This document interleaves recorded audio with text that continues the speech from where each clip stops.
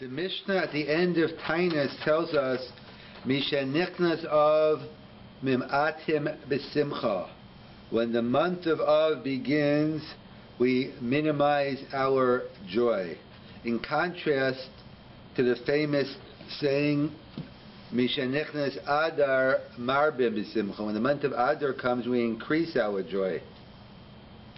And the Sfas Emes explains what's the correlation, what's the connection between Misha Nichnas Adar Marbim B'Simcha in contrast to Misha Nichnas Av Mamatim B'Simcha. So the Sfas Emes explains, because why is it a month of Simcha? Because we're collecting money for the Maqsis Rizako, for the Karbanos HaTzibor. And therefore we see anything to do with the Beis HaMikdash has to do with Simcha. It's considered Lifnei Hashem Elokechem. However, when it comes to Av, we're talking about, we remind us of the Churban Habayis, Bayis Rishon and Bayis Sheni, and hence it's Mamatim B'Simcha. So there's one of the Minhagim brought down, at least the Minhag Ashkaz, is not to have Basar V'Yayin during the 9 days, not to have meat and wine during the 9 days. And it's based on the Gemara at the end of Chesches Habatim, which says that one of the people asked the rabbi, we shouldn't be eating, after the Churban Habayis, we shouldn't be eating meat and wine anymore, since we can't bring it on the Karban. And as long as we were bringing it on the Karban, Zrikas Adam, the Basar, so we could eat it. Now that we no longer bring Karbanos, so we shouldn't be able to eat meat and wine anymore. So the rabbi said, you're right, in theory, but what about fruit? Fruits we shouldn't be able to eat because of Bikurim.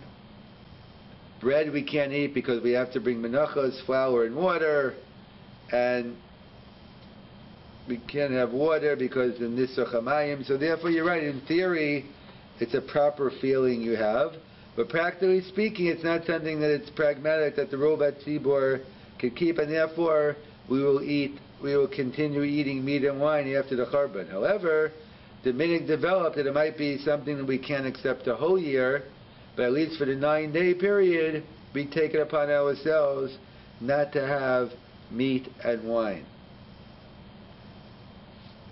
And so we know as long as you're eating on Shabbos or Studas Mitzvah, so then you're permitted. What about the following Shaila the Birkei Yosef raises? The Birkei Yosef raises the following question is, what about leftovers from before the 9 days? And either during the 9 days you had a Shabbos meal or a Sudas Mitzvah. Sunday, the minhag in North America to have a barbecue, and then you eat the leftovers the rest of the week. So what about leftovers? I understand not making, because it make a difference. Can I eat leftovers during the 9 days? So to understand the Shiloh, we got to go back and get some background info. So there's a Gemara in Chulin on Dav Yud Zayin, based on a pasuk in the Torah. The Torah tells us in Sefer Devarim, Perek Yud Beis, pasuk Chaf Aleph, and it says when the Jewish people, when Klal Yisrael, when Bnei Yisrael enter Eretz Yisrael, and they no longer live close to the Mishkan, so when they want to eat something, they got to do shechita, they got to slaughter the cattle and sheep, and then they can eat it. So the pasuk tells us that when they go into the land of Israel, they're going to have to do shechita. So the question is, what were they doing up until now? Is this a new chiddush we discovered in America? What happened? What were they doing in the midbar the whole time? Well, they weren't permitted to eat meat before. So that's a machlokas in the Gemara between Rabbi Yishmael and Rabbi Akiva. What the Jews were permitted to eat in the midbar. So Rabbi Yishmael's opinion is that when Bnei Israel were in the midbar and they were in close proximity to the Mishkan, they were asked to eat regular basar, chulin. That when they lived in the midbar close to the Mishkan, they weren't permitted to eat stam. It's only if they offered a carbon in the Mishkan, then they were entitled to eat from its meat. But if they didn't bring a carbon into the Mishkan, So then they weren't. So according to Rabbi Shmuel, it's a big chiddush. Now, in the midbar, they could only eat meat after they brought a karban, and when they went to Eretz Yisrael, they could eat meat anytime they want. So there's a sharp contrast. Rabbi Akiva limits the distinction. He also says there's a difference. He said, no, the Jewish people, even in the midbar, were permitted to eat chulin, meat that wasn't brought on for the purpose of the karban. If that's the case, so what's the chiddush? So you can always eat meat. So why is the teller telling me you can eat meat when you enter the land of Israel, implying you couldn't eat the meat before? So that's what Rabbi Akiva points out. No, the nature of the slaughtering process was different. When they entered Eretz Yisrael, they had to do shechita the way we know it was always been. The way it is now, that's the way it started when they entered the land of Israel. However, when they wanted to eat meat during the Dor HaMidbar, they had to eat basar nechira. They had to perform a certain type of shechita. It's not exactly, if we did basar nechira, it wouldn't be a kosher shechita today, but we had to do a basar nechira in order to, we had to do some form of, some form of, the simanim had to be like cut off.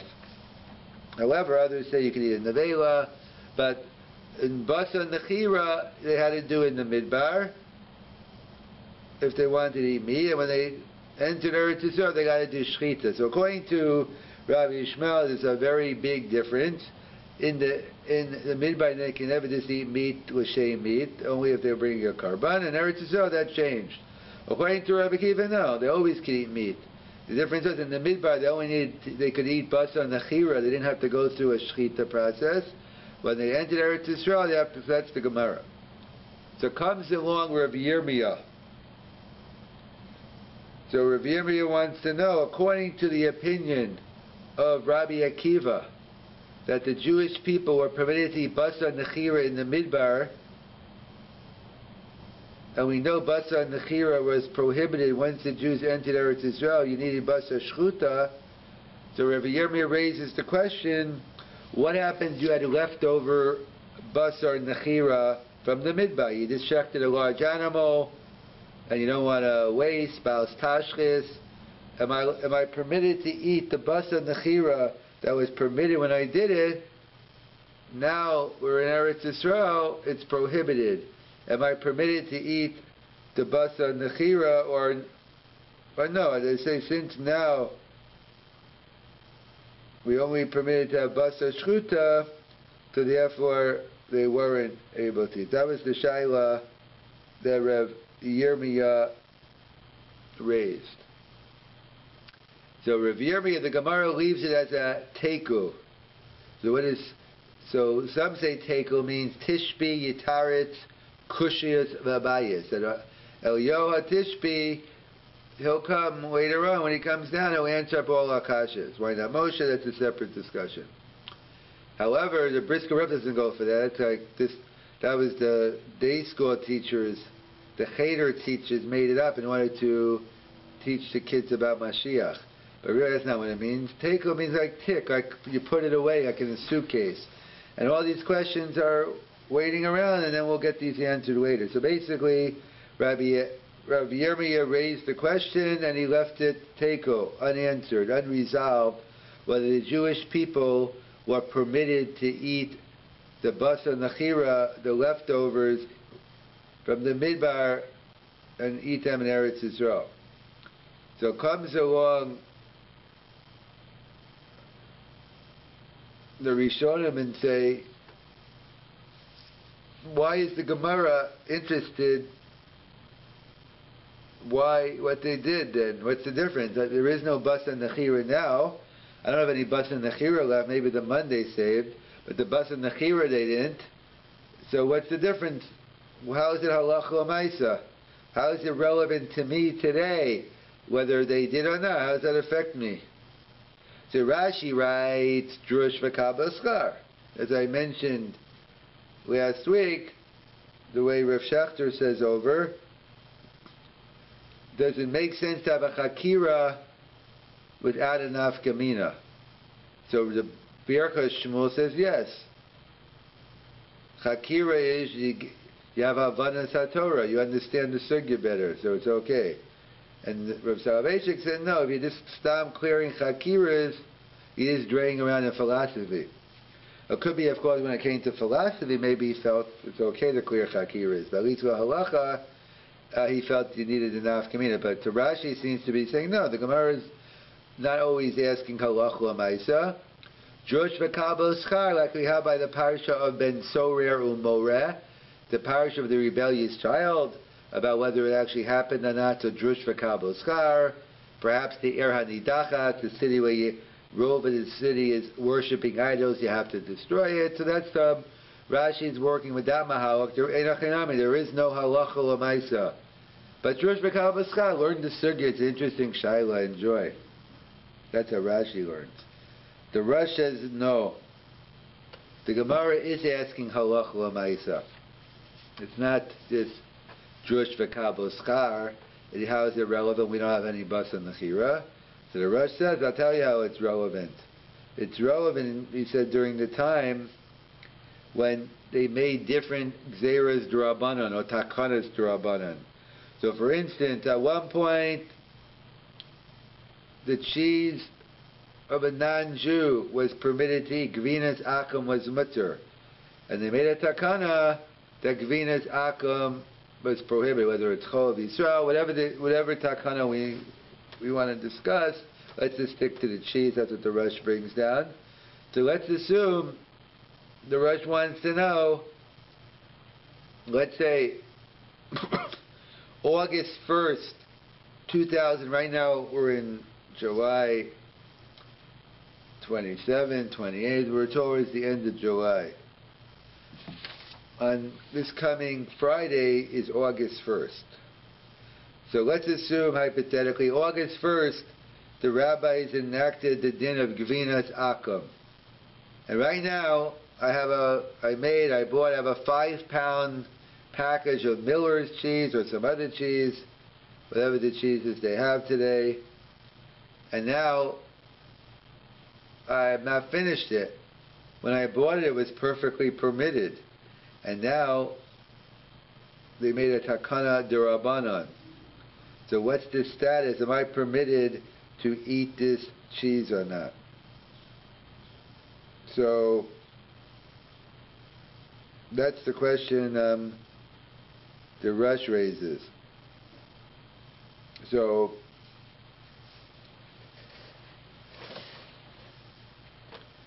the Mefarshim point out that number one, that's a separate issue. How do you view a takana d'Rabbanan? Is it mikan lahaba? Is it mafreya? But they want to explain based on this Rosh that we know we have a principle. Safek d'oraisa l'chumra. A doubt regarding a biblical law was strict. Safek d'Rabbanan l'ku. A doubt regarding rabbinic laws we are lenient. And svek sveka is mutter. So when it comes to the basar nechira versus basar shchuta, that's a real suffix on a din da'araisa. So suffix da'araisa l'chumra, since the Gemara didn't come out with a conclusion, it would remain unresolved. We have to go to the kolim. So suffix da'araisa l'chumra. However, when it comes to Gvinas Akum, that's a din d'Rabbanan. So Savik d'Rabbanan l'kula. So one could be lenient on the Gvinas Akum shaila, but not on the Basar Nechira shaila. So comes along the Berkei Yosef, and he wants to extend, he wants to say this Chiddush over here, that we know the Ashkenazic Jews have a custom, Mishenichnas of Mim'atim B'Simcha, that we have a practice that we don't eat basar v'yayin, so except for Sudas mitzvah. So he wants to know that what happens if you have leftovers from Shabbos? So he wants to compare it to the case from Bnei Yisrael with the basar nechira. That was the shaila. So one would have to be strict. However, the case of the 9 days, and that's not even Midin HaGemara. That's a later institution. It's not even Midin HaGemara. It's a Rabbanan Kal, it's a minig. That you can't have meat and wine during the 9 days. Perhaps at the Sudas Amavsekis, it's a Midin HaGemara. But the 9 days is Midin Minig, is Midin Rabbanan Kal. So therefore the Birkei Yosef wants to say that if Gvinas Akum we say Savik Rabbanan L'Kula, then certainly over here by the meat and wine leftovers during the 9 days. Ad Kan Birkei Yosef. So it's a very interesting position. However, it's rejected by the majority opinion. Most or all do not assume like the Birkei Yosef. But how come? It sounds like a very interesting and cogent argument. What's wrong with the argument of the Birkei Yosef? So perhaps we could suggest as follows. So we have a halacha of bittul, that bittul b'shishim, bittul barov, if something falls in and the majority swallows it up 60 times. For different areas of halacha, we have different levels of bittul, but we have a concept of bittul. However, the Gemara gives us different exceptions to the rule when we do not apply the principle of bittul, of nullification. What's one exception to the rule? One of the exceptions to the rule is something called a davar sheyesh lo matirin, something which is prohibited now, but if you wait a certain amount of time, a certain length of time, it will become permitted. So the question is, so the Gemara says, Eino bato. Why? So the svara is because why rely on nullification if by doing nothing it's to become permitted? So therefore we don't want to rely, we only rely on bittul when we have no other option. But if you don't have to rely on bittul, this waiter becomes permitted. Perhaps chametz on Pesach, that's a discussion whether it's a davar sheyesh lo matirin, be'esh and no to beyantiv, different cases. So that's the klal. On a davar sheyesh lo matirin, we don't want to apply bittul. So someone to say here, so there's a difference between, you can machalak between the Gavinas Akum case and leftovers. Because the Gavinas Akum case, come August 1st, 2014, that's it. It's never any cheese made after this time by an Akum is going to be prohibited. That's it. However, so therefore, I understand eating the cheese. Let's apply the print. There's no nullification here, but why? We have no option. So let's be lenient and eat the cheese because there's no other option. It's never going to become permitted.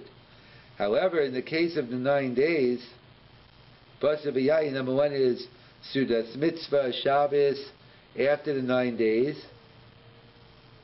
the meat is going to become permitted. So why rely on bittul, so to speak? Why rely on Savik Rabbanan L'Kula if we could wait until after the 9 days and the food will be permitted? That's one of the svaras in terms of why we don't like the Birkei Yosef. And in terms, in terms of the takanas, what was the takana Gvinas Akum versus what the takana was of not eating Basar B'Yayin. So to summarize, we discussed it's not Midin HaGemara, but there's a later minhag brought down not to eat meat and wine during the 9 days, presumably based on Misha Nichnas of Mamatim B'Simcha, and Simcha is always related to Basar B'Yayin. So they point out that what about the leftover wine? So the leftover wine. So what about leftover meat or wine from the 9 days? So the Birkei Yosef wants to say it's based on a Gemara in Chul and Daf Yud Zayin, and the Torah tells us when the Jewish people enter the land of Israel, they will no longer be close to the Mishkan, and therefore, when they want to eat meat, they'll have to slaughter the meat. They'll have to slaughter the cattle and sheep and eat the meat. So Rabbi Yishmael is of the opinion that what did they do before? They're in the opinion, Rabbi Yishmael is of the opinion that when Bnei Yisrael were in the Midbar, they weren't permitted to eat meat only when they brought a carbon, and now it's a major distinction. And Rabbi Akiva says no, that they always were permitted to have meat, but that was basa nechira, this is basa shchuta. So Rabbi Yirmiyah raised the question, what about if you have leftover basa nechira, when you entered Eretz Yisrael, are you permitted to eat it or not? Do I say, since when I did the basa nechira, it was permitted, so it's like chutra now, or do I say no? Now that I'm entered Eretz Yisrael, I can't. And then the question is, what if you enter Eretz Yisrael and then come back again? But either way, so they point out that, so Rashi says, why are we discussing this? There is no basa nechira left, so it's not halach l'maisa. So Rashi says, drush v'kibbul schar. It's to learn the sugya, an interesting topic. And the Rosh says, no, it's halach l'maisa, because we know that when they made a takana for gvina zakam, so it was the same shayla. If you had leftover gvina that was permitted, now it became also you eat the leftovers. So the bear case, to the Rosh, right? When it comes to the Yuft in the Gemara, basa nechira, it's a din daraisa, so it's a teiko safek daraisa or chumra. But gvina zakam is only a din darabanan, so safek darabanan l'kula. So the Birka Yosef wants to say, when it comes to meat and wine, it's a low level darabanan, it's just a minig, and therefore one can be mekel and eat the leftovers. We don't assume like the Birka Yosef. We assume when it came to the gvina zakam, that was it. It was a one-time shot. It's over. So therefore, we'll let you eat this, and it's never become permitted unless we use nullification, so to speak.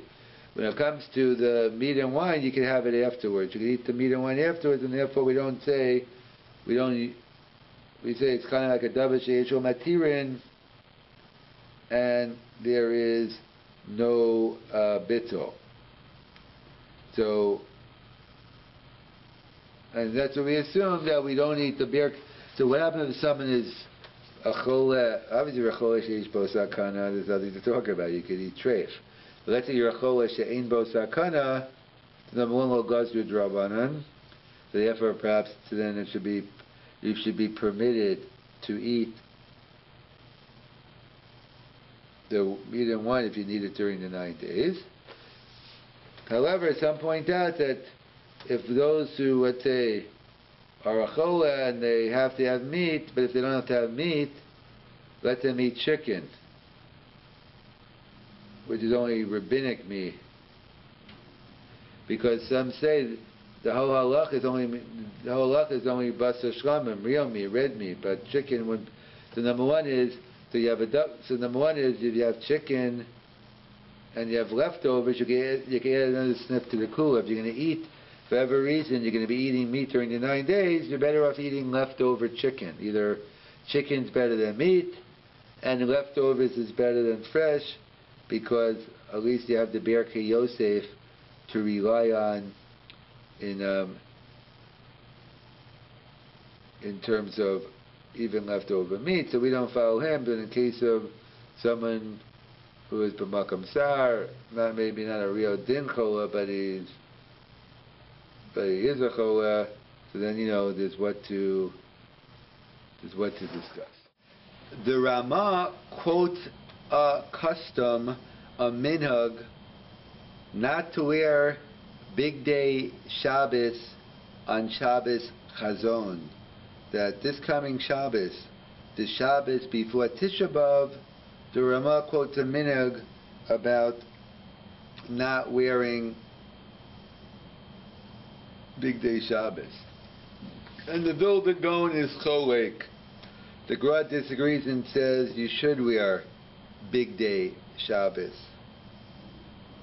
So what is the Nekudas Hamachokes between the Vilna Gaon and the Rama? So it seems to be that the Ramah is lishitason. The Ramah is consistent with his view all year round. The Ramah writes in Hilchas Avelis that all Yud Beis Chodesh, an Avo should not wear Big Day Shabbos, but he should wear Big Day Chol.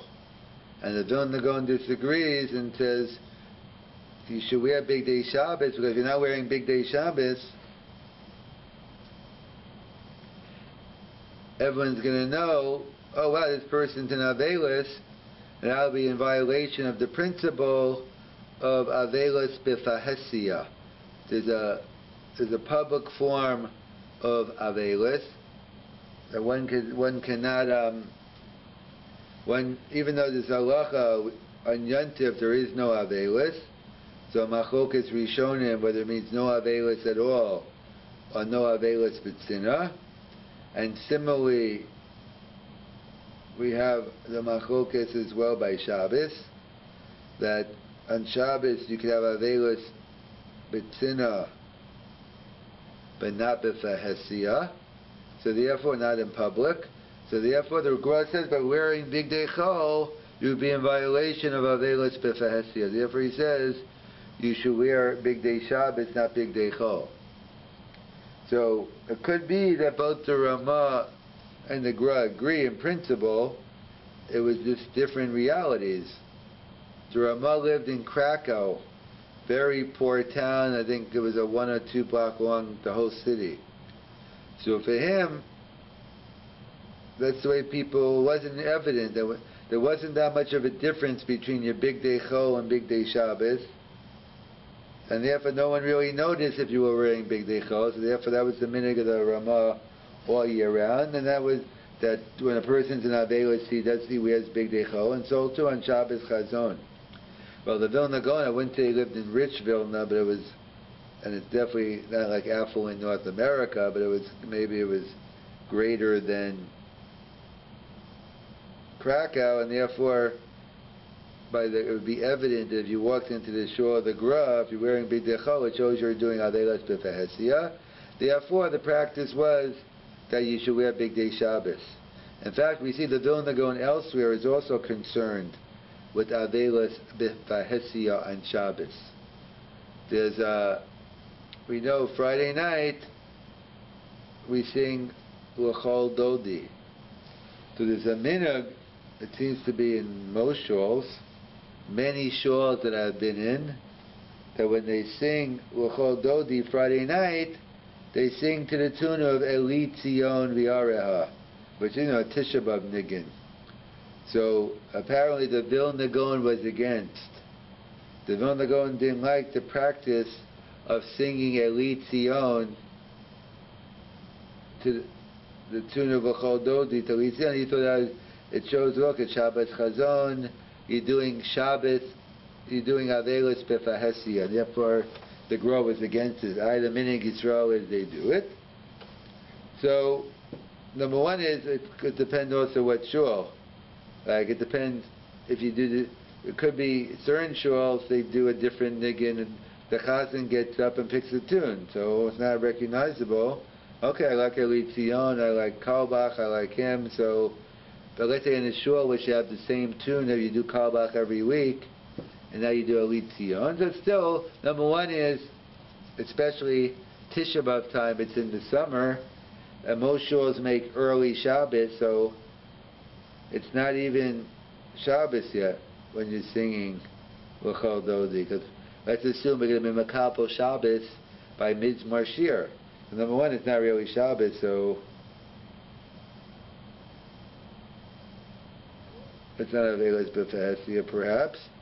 And also, then singing a tune of Elita isn't really Avelis B'Fahesia.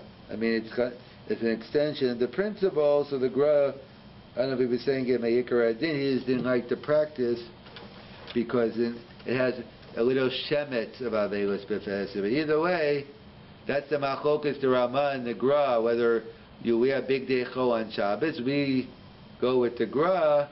The minhag here is that we wear Big Day Shabbos all year round. We read it. We wear Bigdei Shabbos and Shabbos Chazon, as well as an Avo who's in Yud Beis Chodesh or Shloshim.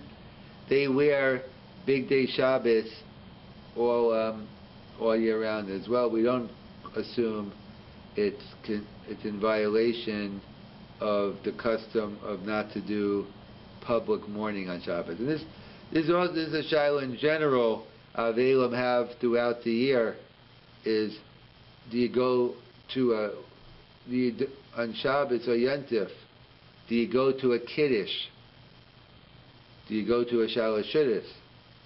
So to go to a Kiddush, yesh v'yesh. So no, it depends. If you're a rabbi and at your job, or you're giving a share there, so that's one thing. But the question is, would you be noticed if you weren't there? Or let's say you don't always go, and lo re'inu ein raya. So that's a discussion. Some want to say that some say no, you should. It's not going to be a big deal. You don't always go. You shouldn't go. Others say if you always go, it's avelos b'fahesia by not going. All of a sudden, we've been going for the past 10 years, and now you disappeared during the Kiddush. So therefore, yesh v'yesh, different menhagim in Klal Yisrael. Speak to your local Rav or posek on how you're going to deal with that issue during your year of avelos. And there were some, I know some who didn't even go into Shalosh Shudis. That's already a bigger Kiddush, because it's not a bigger Kiddush, but that's taking a step further. Even those who would say that you don't go to Shul for Shalosh Shudis, you don't go to Shul for Kiddush, but Shalosh Shudis already, it's more Miseder HaTfilah. In other words, the minig in most shuls are l'chatchila. You're supposed to have at least Shalosh Shudis after Zman HaMincha l'chatchila. But the minig is you daven mincha in shul, you go into Shalosh Shudis, and then you go to Marav. So it's kind of like the Seder HaTfilah. So one doesn't have to be concerned. You don't have to run out and not go to Shalosh Shudis. So poskim are much more with those who are machmir or meko, depending on which way you look at it. But those who say that an avos should not go into the Kiddush during Yud Beis Chodesh, among those who say you shouldn't go in for a Kiddush, there are many of those who would say that for Shalosh Shudis you would go in, and apparently there must be some that say that even for Shalosh Shudis you don't go in, and when not an issue of avelos b'fehesi, you don't have to go, it's not something you needed, and therefore one should stay away from all these types of simchas, even on Shabbos and on Yontif. Prohibitions on Tisha B'Av is the Isser of Talmud Torah. Generally speaking, all year round, V'yigiso bo yom v'layla, we have a mitzvah minat Torah every day of studying Torah, whether it's minimally fulfilling it with Kriyas Shema, Shacharis, and Arvis, or it means every free moment of your day. There's clearly a mitzvah of Talmud Torah. It's one of the focal points of Judaism, of the mitzvahs. So clearly, with the people of the book, we encourage Talmud Torah. However, when it comes to Tisha B'Av, there's an Isser of Talmud Torah. It's not a total Isser. It's like a din of Avelis. An Avel can't learn Torah. But you could learn the Devarim Hara'im. You could learn about the different tragedies in different parts. Hilchos Avelis. But as a general rule, you can't learn the normal things. So the question is, why is there an Isser of Talmud Torah on Tisha B'Av? So some explain because Pekudei HaShem Yisharim Misamchei Leiv. Learning Torah makes one happy, and since an Isser of Simcha, Mishanichnas of Mamatim is Simcha, but the din of the Isser Talmud Torah is on Tisha B'Av.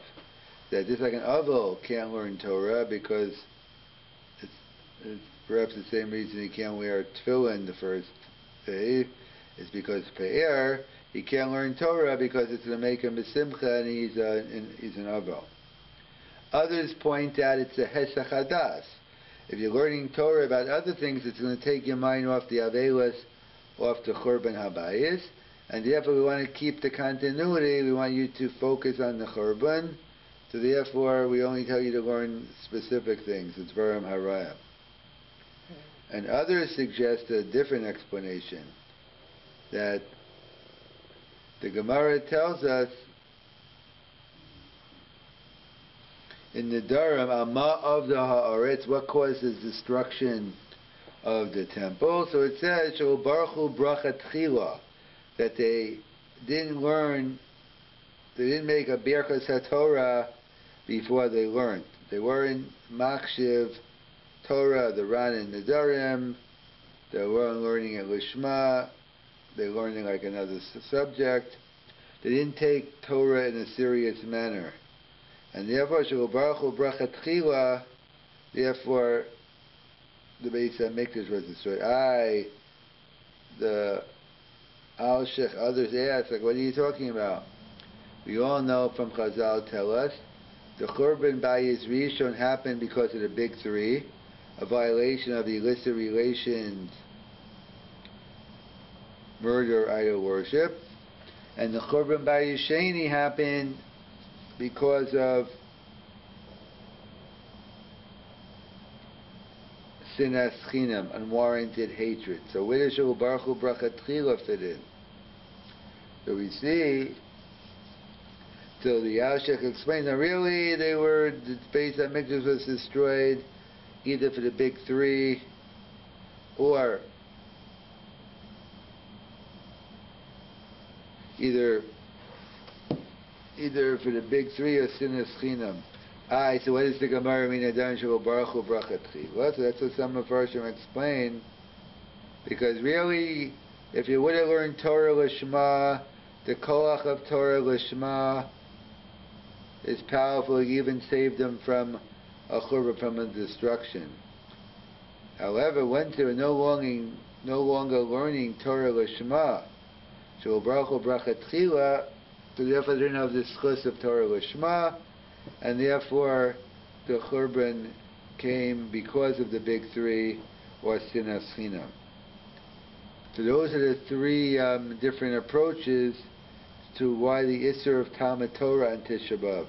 Either because Pekudei Hashem Yisharim and Samchei Lev, because it's happy and it's a sad time, or Hesach Hadas, or we see the koach of the Torah Lishma has to be central in our lives, and therefore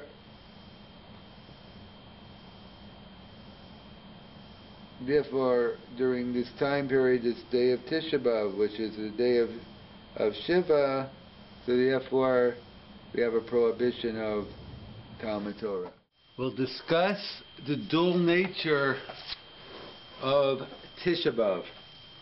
That on one hand the Gemara tells us Ein ben Tisha B'Av v'Yom Kippur ela sveiko asar sveiko mutter.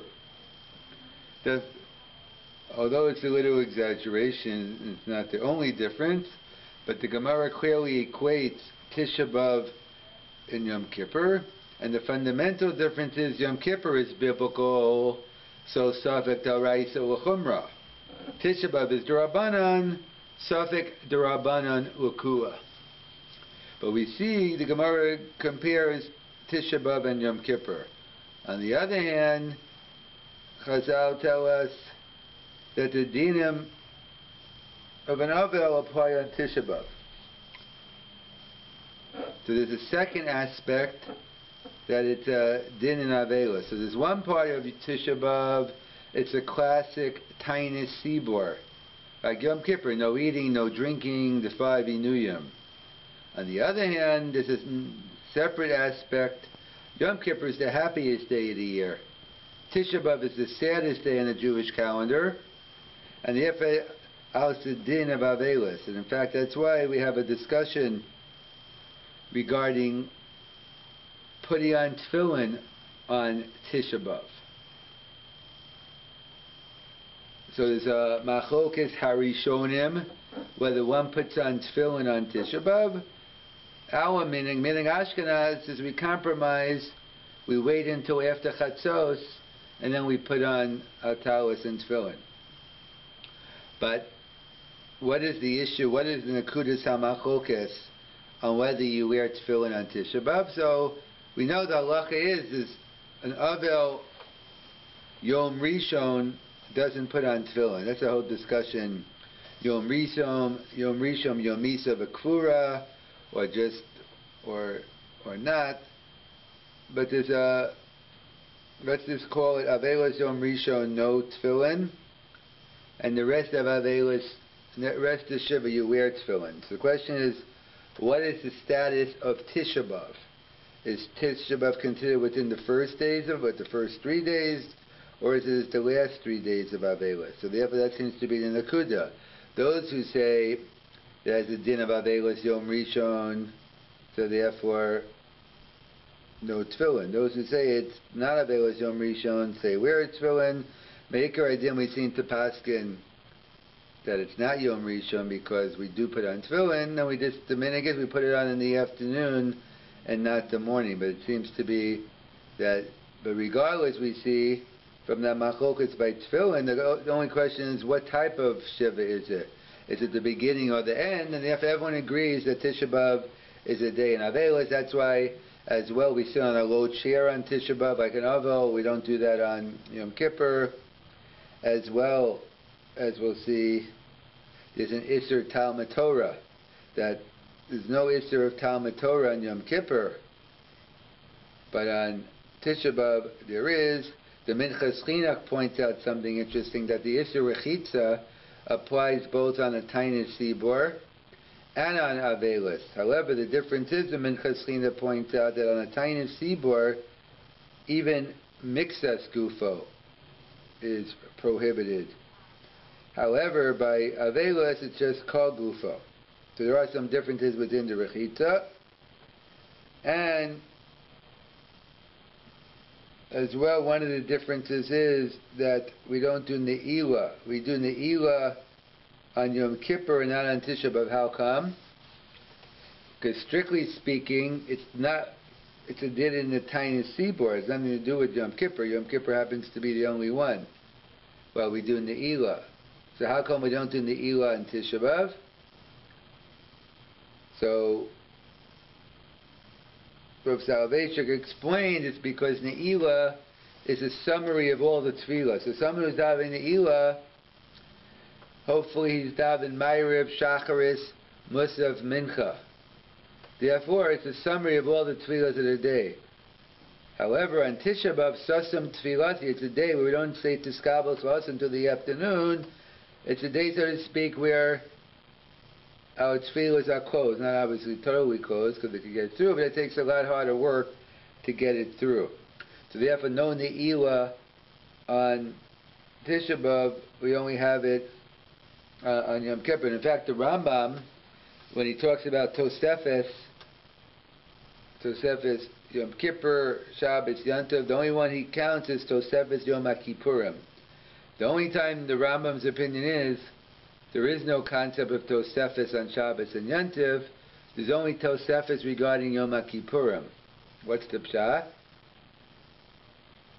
The pshat is he only holds there's a din of Tosefes not in Kedushas Hayom and in the Inoi, on the Inuyim. And that's the Raya is the Rambam in Hilchas Tainis, the Rambam Perish Mishnayos in Tainis. He writes the only other time there's a concept of Tosefes is by Tisha B'Av. So he says Yom Kippur and Tisha B'Av are the only two, because it's a din in Tosefes Inoi. It's not a din in Kedushas Hayom. And therefore we see this dual aspect of Tisha B'Av. On one hand, it has the status of a tiny sibor, like Yom Kippur. On the other hand, it has a din of Avelos. In fact, that's what the Rambam and others seem to say, that Tisha B'Av is a universal day of Avelos.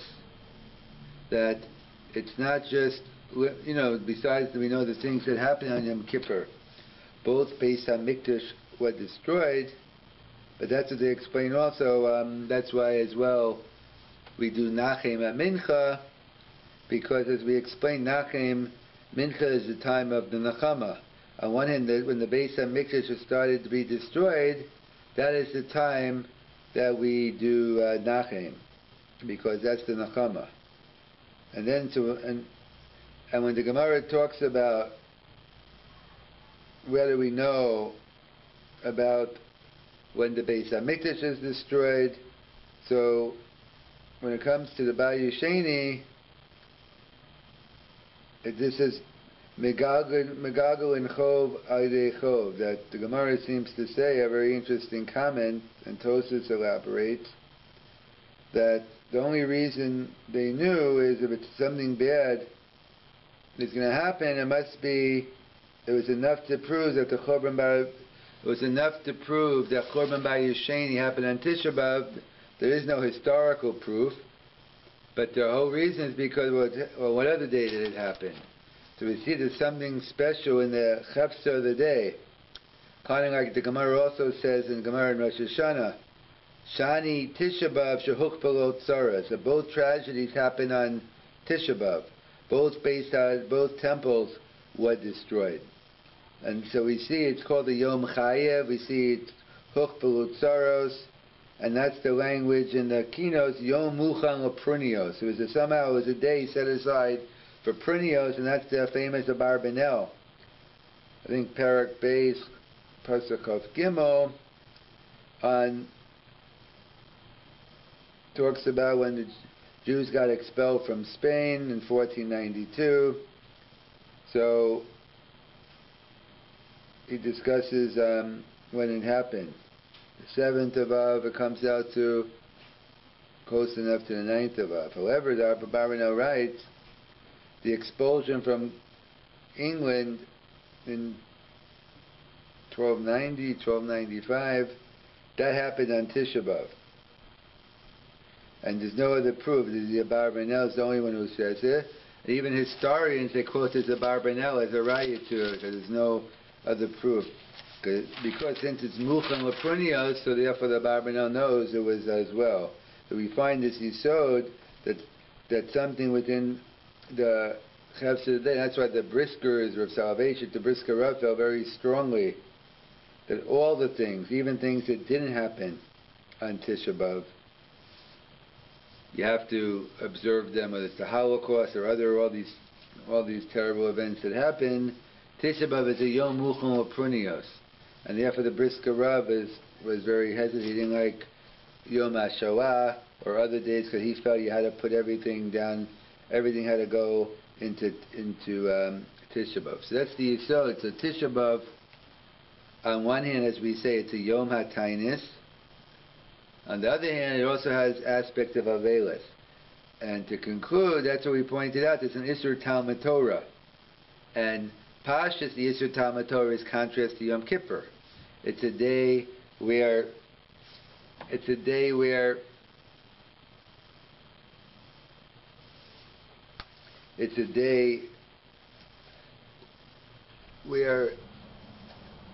Pekudei Hashem Yisarei Mitzam Chelev, Torah makes you happy.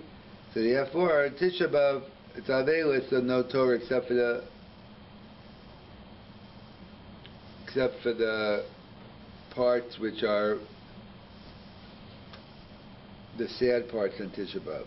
Or others point out as well that Hesach Hadas, we don't want you taking your mind off the Korban.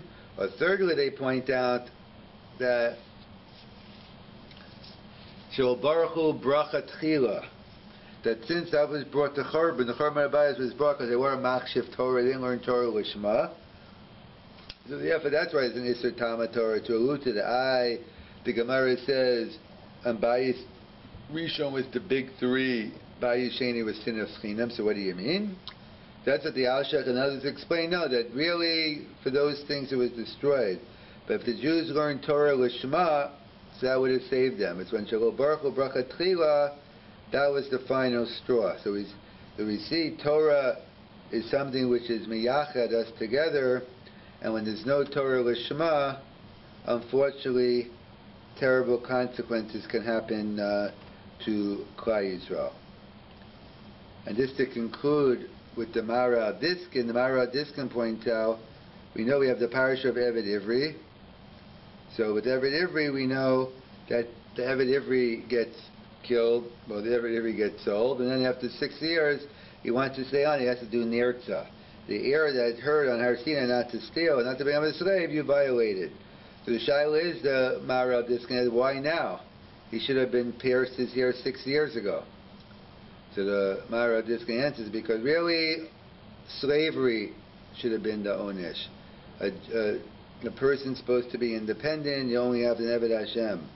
But when you turn, you love it, oh, this is great, I don't have to work for a living, my owner will take care of everything. So if you turn the onish into a reward, so then Khalil, God has to come give you another punishment, because you were never punished. It was punishment on the original act. You only know now that they didn't appreciate being free. And that's the Yisod. He says,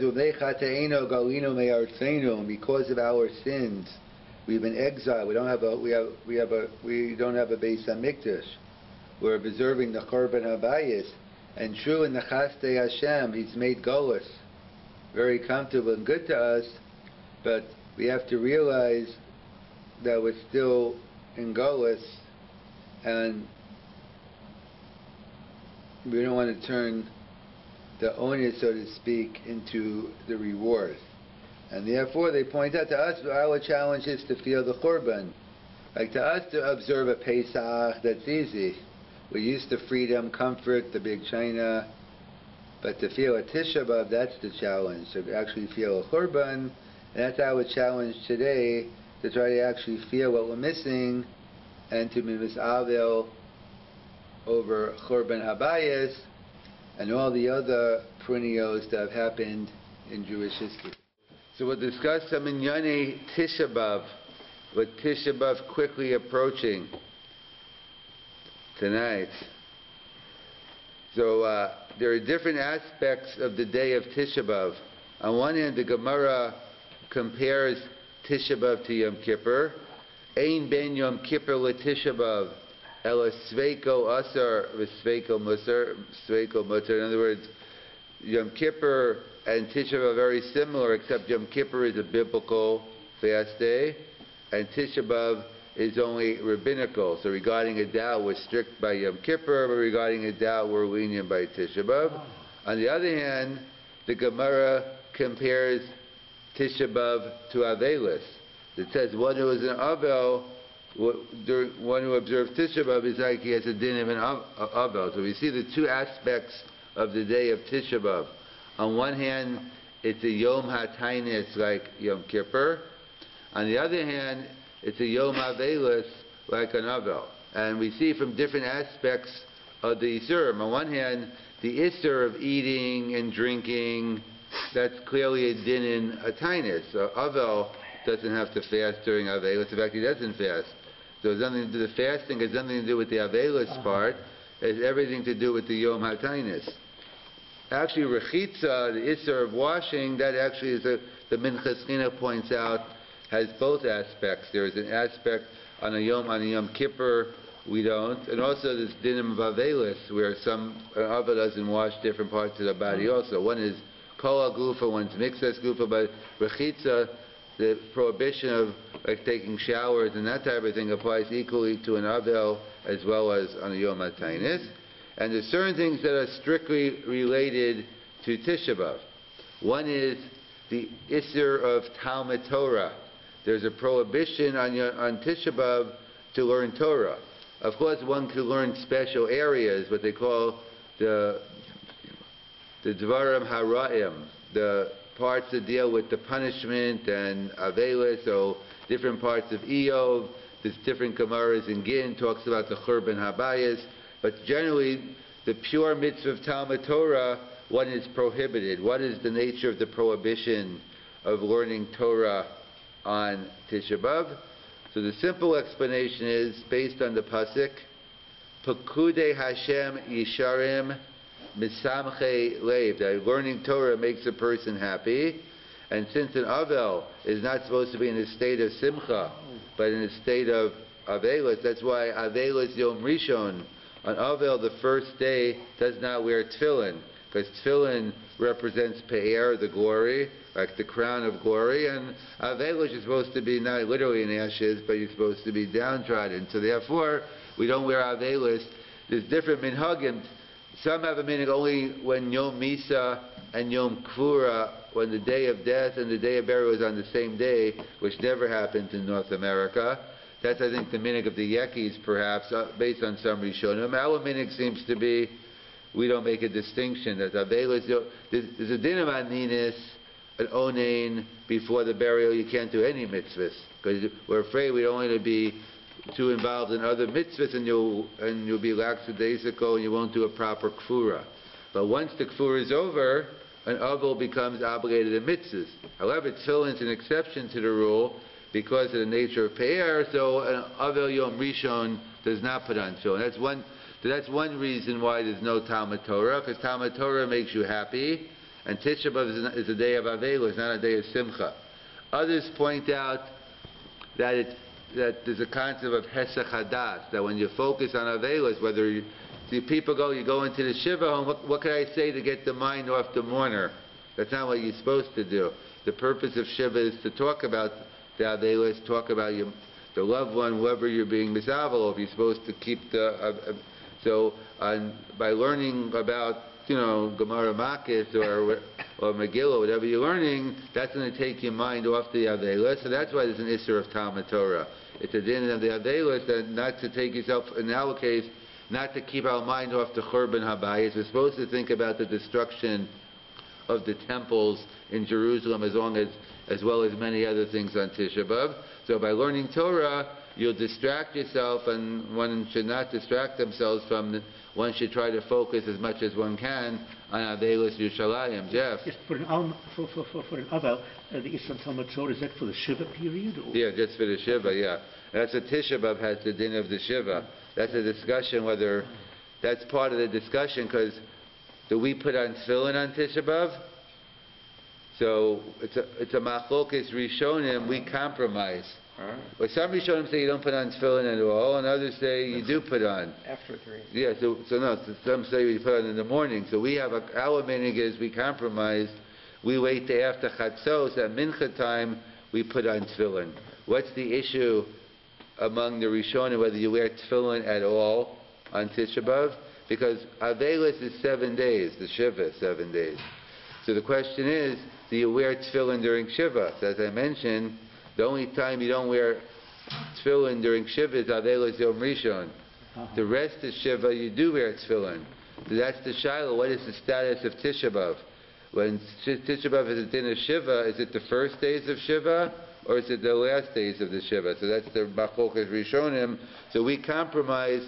We basically paskin, you do wear tefillin on Tisha B'Av, but in deference to the Shita, it says, no, we wait until after Chatzos to put on. But fundamentally, the fact we put on shows we hold like that opinion that you do wear. But that's part of the issue, what's the status of Tisha B'Av is, whether it has a din of the first days or not. So that's another reason. So there's an Isser of Simcha, that's why there's an Isser of Talmud Torah, Pekudei Hashem Yisam Chaylev, there's an Isser of Hesach Hadas. And others point out another reason. The Gemara tells us in the Durham, why was the Beis HaMikdash destroyed? It says, Shelo Baruchu Bracha Tchila. The Jewish people did not make Birkas HaTorah before they learned. Yes. So the question is, like, what do you mean? You nullify a positive mitzvah, that brings the Churban? What does it mean? What does the Gemara mean in the Durham when it says the temple was destroyed because they didn't make Birkas HaTorah? And more fundamentally, we know Chazal give us other reasons why the Beis HaMikdash was destroyed. The Gemara tells us, Churban Bayis Rishon, the first Beis HaMikdash, was destroyed for the big three, that the Jews were involved in Avodah Zarah, in murder, and Gila, right, illicit relations. The Gemara says because of the big three, a violation of the big three, the temple was destroyed. And Chazal tell us, Churban Bayisheni was destroyed because of sinas chinam, unwarranted hatred among each other. So we already have the reasons. Why is the Gemara giving another reason? Shelo Baruchu Bracha Tchila. So what does that even mean? Shelo Baruchu Bracha Tchila. So the Ran explains at the end in the Durham that basically means the Jews were in Machshev Torah, that they viewed Torah as another subject, like math, science, English, some other, and they didn't realize the chashivas of Torah. And as Rav Chaim Elazhin talks about many places, the power of Torah Lishma. When people have the ability of learning Torah Lishma, like the Gemara says in a different context, the menachos regarding tzitzis. The Gemara says if you're wearing a four-cornered garment, you are obligated to put on tzitzis. But strictly speaking, if one isn't wearing a four-cornered garment, they're exempt from the mitzvah of tzitzis. So the Gemara talks about this guy Katina, who wasn't wearing tzitzis. So like the angel came down to the Katina, tzitzis mata heyala, what's it? What's with you? How come you're not wearing tzitzis? He says, well, I'm not wearing a four-cornered garment, I don't have to.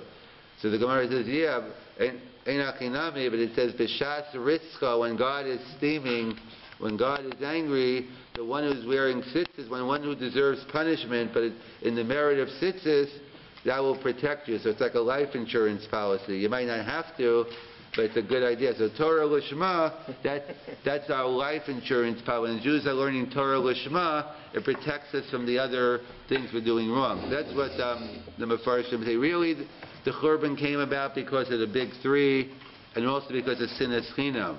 But Kol Zman, the Jews were learning Torah Lishma, that protected the Jews. However, Shelo Baruch Hu Bracha Tchila, so therefore, that's when things started to fall apart. And that's an allusion to it.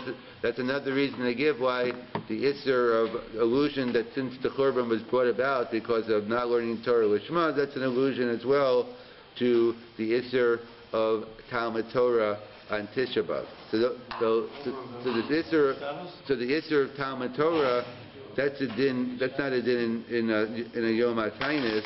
That's a din in Avela. So we said there's different aspects to Tisha B'Av. On one hand, we see the aspects of Tisha B'Av being a Yom HaTainis. In fact, interesting, the Rambam, when we know there's a concept of Tosefes Yom HaKippurim. Everyone agrees to that concept, that Yom Kippur, that there's a mitzvah to bring in Yom Kippur early, and also to extend it a little at the end also. So that's a Gemara in Yuma. Everyone agrees to that biblical mitzvah to bring in Yom Kippur early. What about bringing in Shabbos early every Friday night? So we assume there is, but that's a discussion among the Rishonim. The Rambam, Maimonides, makes no mention of it. The only time the Rambam talks about the mitzvah of Tosefes, of addition, is only by Yom Kippur. He has no mention of it by Shabbos and Yom Tov. However, there's actually one other place the Rambam does bring it up. The Rambam in Perish HaMishnayos in Tainis, at the end of Tainis, when he's talking about Tisha B'Av, he says there's a mitzvah of bringing in Tisha B'Av early, because we see from the Rambam that the mitzvah of Tosefes isn't a din in Kedushas Hayom. It doesn't do with Yom Kippur as being a day of holiness like Pesach and Shabbos. It's a din in Inoy. It's a din in Tosefes of the Tainis. So the Rambam Shita is that one should bring in the Tainis of Yom Kippur, and in the only two places he brings the concept of Tosefes is by Tisha B'Av and Yom Kippur. So we see again the concept from that angle that Tisha B'Av is a din in is also a din in the Yom HaTainis. And in fact, that's what they and that's what they point out, that the din of what we discussed before, the din of Isser Basav Yayin as well. That's nothing to do with the Avelis. That what we're doing now during the 9 days, and even those who don't keep the 9 days, we're in Shua Shechalbo. Some have another meaning that they wait to the week of Tisha B'Av. This is a good week to do it because it's a very short week. It's only Sunday and Monday tonight. And they're not working days. Yeah, and you can't eat in Canada. That is, so you can't eat. You can't eat anyway. You can't, it's only Monday. It's only Sunday and Monday because Monday night is Tisha B'Av, and then some extent after it. As we said, also that's a din in. There's nothing to do. Of course, you can't eat anything, but the reason why you can't have Basav Yayin, it's a din in. It's a din in the Churban. It's a din in the Avelis, and that's why. And that's what they point out. In fact, and one of the issues they point out is that we see as to the three things that happen when the day goes on Tisha B'Av, that we, ironically, we line up. That when the Avelis gets lighter, i.e., what do? We mentioned one, tefillin that we don't wear in the morning, we put on in the afternoon. Shoes we don't wear all day. Not after Chatzos, they sit on a chair.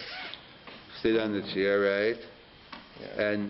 And also Tiskabel Sla'ason, that we don't say, because it says in Eicha, it's a day of Sasam Tfilasi, it's not a day of open tefillah. activity. Yeah, so therefore we wait to so the three things we add to skabos la'ason. We sit on regular. That's a shaila on sitting on a chair. It's clear during kinos the minhag is to sit on the floor or on a low chair. It's a discussion. So what happened? They used to always say kinos to chatzos. So they used to say kinos to midday and then they got up. So it's a discussion whether you could actually, let's say you finish kinos at 10 o'clock in the morning, could you sit on a chair or not? So that's unclear. So the minhag seems to be we try to wait until chatzos, but certainly when you're saying kinos, that's for sure. But so these are three things that we wait until after chatzos to do. The question is, as we mentioned, that the 3 weeks is the din of Yud Beis Chodesh, the 9 days is the din of Shloshim, and Tish is the din of Shiva. Because we get closer to Tish, we get stricter and stricter. So it makes in fact the Korban Habayis began after Chatzos on the 9th of Av. So we should be getting stricter as the day goes on, not lighter. We'll have to continue on that point.